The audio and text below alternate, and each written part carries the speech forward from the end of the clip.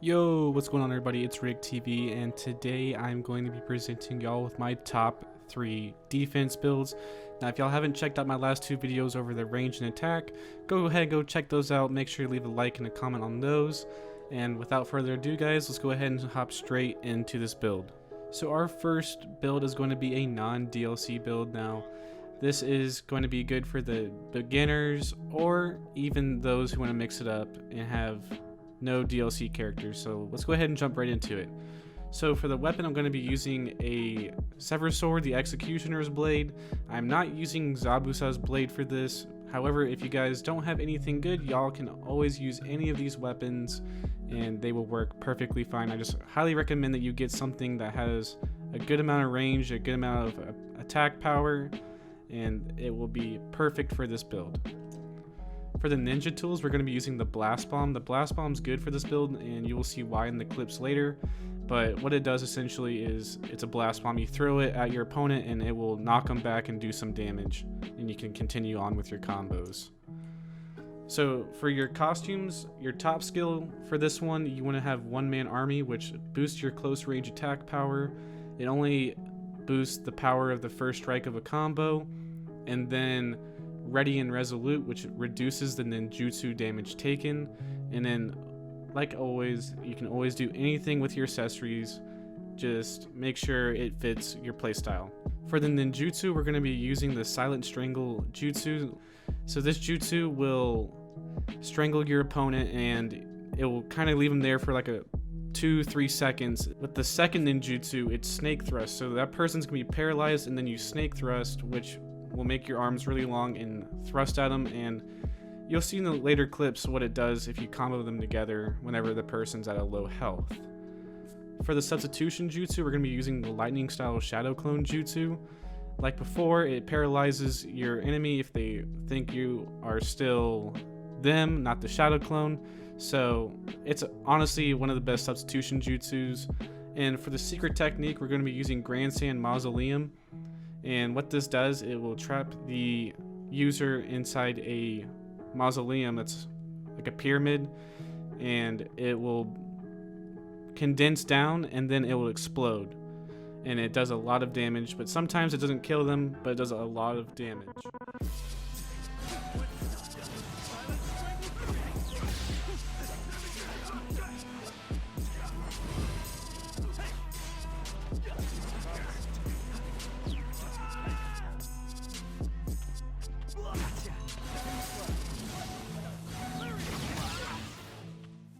Coming in with our second build. Now this is a DLC based build, so let's go ahead and jump right into it. So for the weapon, I'm going to be using the twin sword, and this is good because you can, with the jutsus I'm going to be talking about later, it will honestly boost your movement speed, and it is honestly crazy. It shreds through people, and you get that from Mei. Now, for the ninja tools, we're going to be using the scientific ninja tool Rasengan that comes from Hokage Naruto, and if you haven't watched my previous videos, the Rasengan ninja tool is more like a heat-seeking missile, and it will do anything it will to hit its opponent. So for the costumes, we want to go with one-man army again and Ready and Resolute, and if you do have the SS mask, go ahead and use that. That's what I'm using because it will temporarily boost your defense whenever your combos reach 8 or higher, which is perfect for the defense build. Now let's go ahead and hop straight into the ninjutsu. So for our ninjutsu number 1, we're going to be using Demon Hunter. Now Demon Hunter you get from Zabusa, and it is the 100% best jutsu for the defense class. It boosts your defense, and you don't flinch whenever something hits you. Let's say a Rasengan, the scientific tool Rasengan, you won't get thrown back. You'll just take the damage, but you won't get thrown back, which is really good if you're in the middle of combos. For our second ninjutsu, we're going to be using the Uchiha Flame Formation. Now this is a team ninjutsu. What it does, it will form a flame wall around one of your teammates, and that will help them with their defense because it has a boost of defense, and it's just an overall great team jutsu. Once again, we're going to go with the lightning style shadow clone jutsu, and for our secret technique, we're going to be using Reaper Death Seal, and you get that from the third Hokage Hiruzen. why I chose Reaper Death Seal is honestly it is an automatic kill. It's a guaranteed KO, and you'll see in a clip later on why I like Reaper Death Seal on like Capture the Flag or something. Hope you guys enjoy this clip.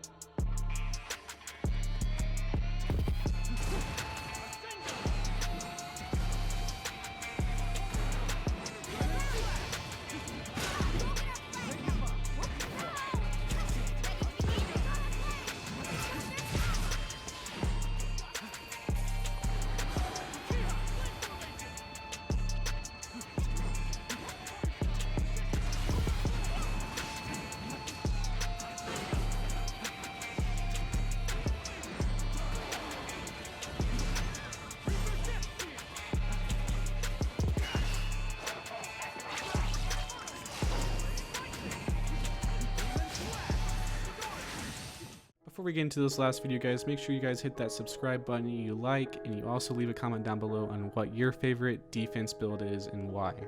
So without any further ado, let's go ahead and jump straight into this build.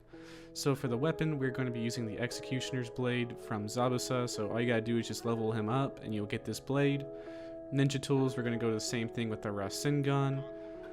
For our costumes, you want the top skill to be lightning speed, which will boost your close range attack speed. You want the robust fighter, which boosts your max health, because we are going to be very, very aggressive with this build.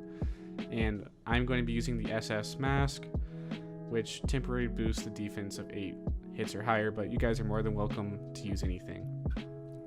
For our first ninjutsu, we're going to be using snake thrust. Like before, it extends our arms out and it will shoot your opponent backwards. And then we got Demon Hunter, which will launch you at them because it's more like a dash, but you also have the defense and everything. It's one of the best ninjutsu for the defense, and we're going to keep it the same at lightning style Shadow Clone Jutsu. And we're going to go with Sage Mode. Sage Mode will boost the user's attack, defense, and movement speed, but the only bad thing is that you won't be able to use your ninjutsu, but you do a lot of damage just by doing combos in Sage Mode.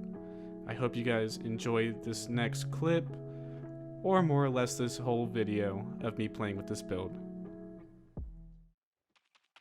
Battle! Come on, let's fight.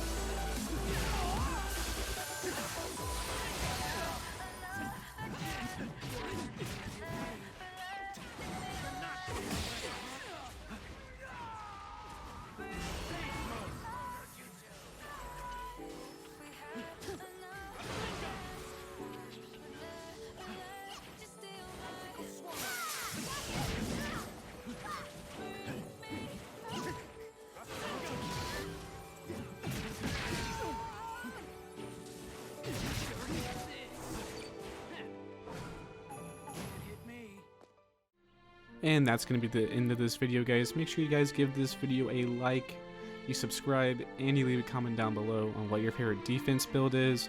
Also, go check out my last 2 videos, or the top 3 attack and range builds. You won't regret it. Until next time, guys, this is Riddick TV, and I will see y'all later. Peace.